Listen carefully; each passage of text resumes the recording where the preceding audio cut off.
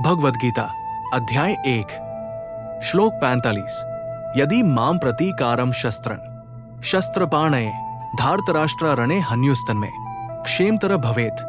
अर्जुन बोले, यदि शस्त्रधारी धृतराष्ट्र के पुत्र रणभूमि में मुझ निहत थे और प्रतिरोध न करने वाले को मार भी डाले तो वो मृत्यु भी मेरे लिए अधिक कल्याणकारी होगी।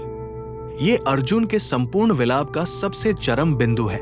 अप्रतीकारम, बिना किसी प्रतिरोध के, अशस्त्र, पूरी तरह निहत थे।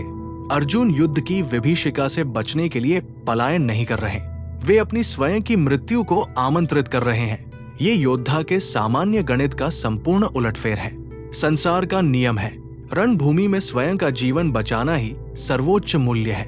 परंतु अर्जुन कहते हैं, अपने हाथों से अपने ही कुल का रक्त बहाने से श्रेष्ठ है कि मैं स्वयं वध को प्राप्त हो जाऊं। जब कर्म की ग्लानि जीवन की इच्छा से बड़ी हो जाए तब अहंकार का अंतिम विसर्जन होता है। ये चेतना का वो तल है जहां स्वयं का जीवित रहना भी कर्म की कीमत को न्याय संगत नहीं ठहरा पाता। अर्जुन का ये आत्मसमर्पण कायरता नहीं बल्कि एक अनिवार्य आंतरिक रूपांतरण है।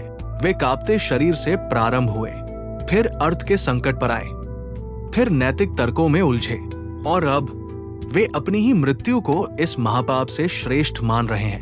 हम सबके जीवन में कभी न कभी ऐसा मोड़ अवश्य आता है जब किसी निर्णय की कीमत इतनी भयावह हो जाती है कि बाहरी रूप से मिलने वाली विजय भी एक आत्मघाती हार जैसी प्रतीत होने लगती है।